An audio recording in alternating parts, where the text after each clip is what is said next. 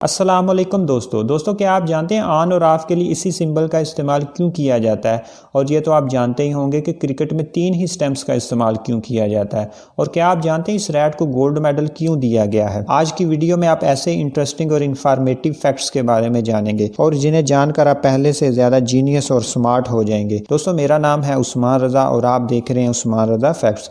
अगर आप हमारे चैनल पर नए हैं तो चैनल को सब्सक्राइब कर लें और साथ मौजूद बेल आइकन को प्रेस करना ना भूलिएगा। वीडियो अच्छी लगे तो लाइक करें, इससे हमारी हौसला अफजाई होती है। तो चलते हैं आज के इन्फॉर्मेटिव फैक्ट्स की जानिब। दोस्तों आईफोन के बारे में हर कोई जानता है, लेकिन क्या आप जानते हैं आईफोन का नाम आईफोन क्यों है। इस आईफोन में आई लफ्ज़ का मतलब क्या है।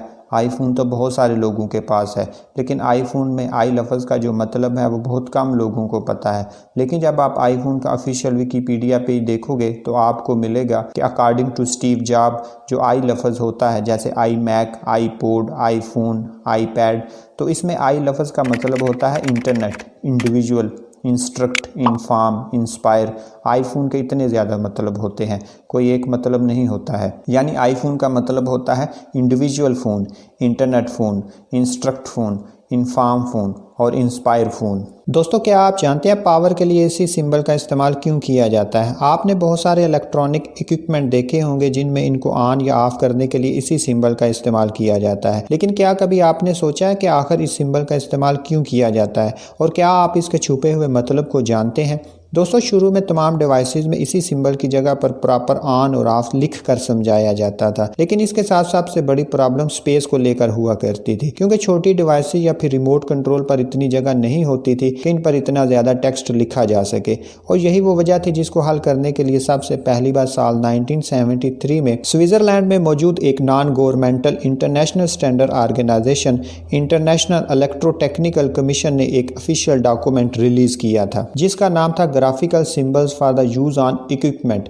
और इसी डॉक्यूमेंट में सबसे पहली बार दुनिया को ये सिंबल देखने को मिला था। दोस्तों इस सिंबल को बाइनरी लैंग्वेज से अडॉप्ट किया गया है। यहाँ बाइनरी लैंग्वेज में 1 का मतलब होता है ऑन और 0 का मतलब होता है ऑफ, और यहाँ इन दोनों डिजिट को लेकर इस सिंबल को क्रिएट किया गया है। और यही वो वजह है जिसकी वजह से अगर डिवाइस का सिंगल बटन ही इस डिवाइस को ऑन और ऑफ कर सकता है तो ये सिंबल उस बटन पर इस्तेमाल की जाती है। और फाइनली अब आप जान चुके होंगे कि इस सिंबल का इस्तेमाल क्यों किया जाता है। क्रिकेट में 3 ही स्टंप्स का इस्तेमाल क्यों किया जाता है। असल में दोस्तों बहुत ही कम लोगों को ये मालूम होगा, लेकिन जब साल 1611 में इंग्लैंड में क्रिकेट का आगाज हुआ था तो उसके रूल्स कुछ और ही हुआ करते थे। क्रिकेट के बिल्कुल ही आगाज में 3 स्टंप्स की जगह सिर्फ लेग स्टंप और ऑफ स्टंप का इस्तेमाल किया जाता था, जिनके दरमियान का फासला 6 इंच का रखा जाता था। और दोस्तों उस वक्त क्रिकेट के अंदर ना ही बाउंड्री हुआ करती थी और ना ही सिक्सेस। असल में उस वक्त जब कोई भी बॉलर जब बॉल फेंकता था तो बैट्समैन बेहद ही पतली स्टिक से इस बॉल को स्टंप पर लगने से या फिर उसे स्टंप्स के बीच में से होकर गुजरने से रोकता था।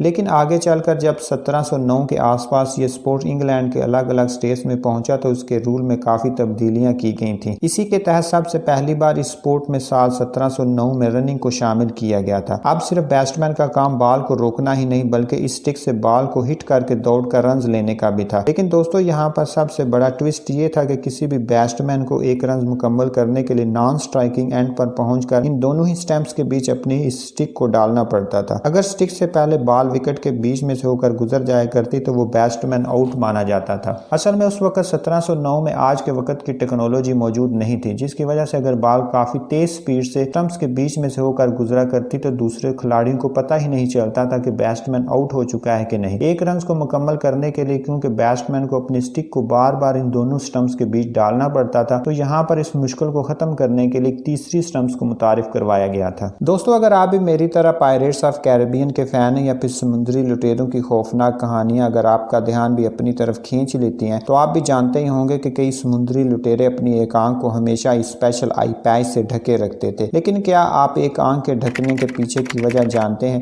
अगर नहीं जानते तो जरूर जानकर इंटरेस्टिंग लगेगा। ऐसा वो इसलिए करते थे ताकि उनकी रात में भी देखने की नजर चौकस रहे और वो अंधेरे में भी फाइट कर सके। दोस्तों एक इंसान को औसतन पूरी लाइट से पूरे अंधेरे में देखने के लिए एवरेज 25 सेकंड का वक्त लगता है, लेकिन इन पायरेट्स को अपनी आई विजन को एडजस्ट करने में सिर्फ चंद ही सेकंड लगते थे, क्योंकि जब ये जहाज के उजाले वाले डेक से जहाज के अंधेरे वाले डेक में जाते थे तो ये अपनी अंधेरे वाली आंख से आई पैच हटाकर खुली आंख पर लगा लेते थे और इस तरह घुप अंधेरे में भी आसानी से देख सकते सकते थे। दोस्तों, माइक्रोवेव ओवन आजकल कई घरों के किचन का एक इम्पॉर्टेंट हिस्सा बन चुका है। ठंडे बेजान पड़े खाने को मिनटों में गर्म करने वाली ये टेक्नोलॉजी है ही बहुत काम की। लेकिन क्या आप जानते हैं इस कमाल की अप्लायंस की इजाद करने वाले साइंसदान को अपनी इस डिस्कवरी के लिए सिर्फ $2 का इनाम मिला था, आज के हिसाब से लगभग 300 रुपए। दरअसल पर्सी स्पेंसर नाम का ये रिसर्चर उस वक्त अमेरिकन अप्लायंस कंपनी, जो कि आजकल रिथेन के नाम से जानी जाती है, में काम कर रहा था। एक एक्सपेरिमेंट के दौरान उन्होंने नोटिस किया कि एक रेडार सेट जो कि इलेक्ट्रोमैग्नेटिक वेव का इस्तेमाल कर रहा था, उसने पर्सी की जेब में पड़ी कैंडी को मेल्ट कर दिया। इससे पर्सी के दिमाग में एक नए आइडिया ने जन्म लिया। उसने मेटल का एक बॉक्स बनाया जिसमें खाना रखकर माइक्रोवेव के इस्तेमाल से उसे गर्म किया जा सकता था। इस तरह जन्म हुआ था मॉडर्न माइक्रोवेव ओवन का। लेकिन बेचारे की बदकिस्मती देखिए, इस टेक्निक का पेटेंट कंपनी ने अपने नाम से फाइल किया और पर्सी को कुछ मिला तो वो था $2 का इनाम। दोस्तों, किसी भी मर्द के लिए एक किक इन द नट्स एक बेहद ही दर्दनाक तजुर्बा होता है और सिर्फ बेतहाशा दर्द ही नहीं होती बल्कि कभी कभी इमरजेंसी में ये ज्यादा सीरियस टेस्टिकुलर ट्रॉमा जैसी कंडीशन में भी बदल सकता है। लेकिन क्या आप जानते हैं टांगों के बीच किक मारने पर मर्दों को ये बेहद दर्द क्यों होता है?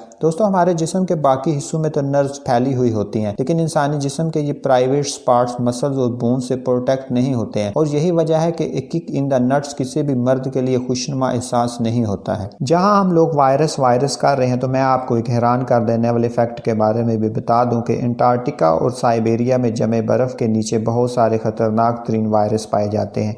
इनका साइज नॉर्मल वायरस यानी कि कोरोना वायरस से 10 गुना बड़ा हो सकता है और ये इस बर्फ़ के नीचे हज़ारों साल तक ज़िंदा रह सकते हैं। मतलब ये कि वैसे तो वायरस के बारे में तो अगर आप जानें तो ये ज़िंदा और मुर्दा के बीच की कड़ी होते हैं और ख़तरनाक बात यह है कि हम लोग ग्लोबल वार्मिंग को बढ़ा रहे हैं जिससे बर्फ़ पिघल रही है और नए नए वायरस निकल कर हमारे सामने आ रहे हैं। ऐसे में या तो सख्त कदम उठाकर ग्लोबल वार्मिंग को रोकना होगा या फिर कोरोना वायरस जैसे और भी नए वायरस का इंतज़ार करते रहना होगा। दोस्तों, क्या आप जानते हैं हाल ही में कंबोडियन रैट को गोल्ड मेडल से नवाजा गया है। आपके जहन में ये ख्याल तो आ रहा होगा कि आखिर एक रैट को गोल्ड मेडल क्यों दिया गया है। इस रैट का नाम मगावा है जिसको गोल्ड मेडल इसकी बहादुरी पर दिया गया है। असल में मगावा अभी तक 39 से ज़्यादा बारूदी सुरंग और बारूदी मवाद का पता लगा चुका है। इस रैट को किसी बारूदी सुरंग का पता चलते ही इस ज़मीन को बेहद ही अलग तरीके से खोदना शुरू कर देता है जिससे इस रैट की देखभाल करने वाले लोगों को बारूदी मवाद की मौजूदगी का पता चल जाता है और इस रैट ने इसी खसूसियत की बिना पर हज़ारों लोगों की जानों को बचाया है और ये दुनिया का पहला रैट भी बन चुका है जिसको गोल्ड मेडल दिया गया है।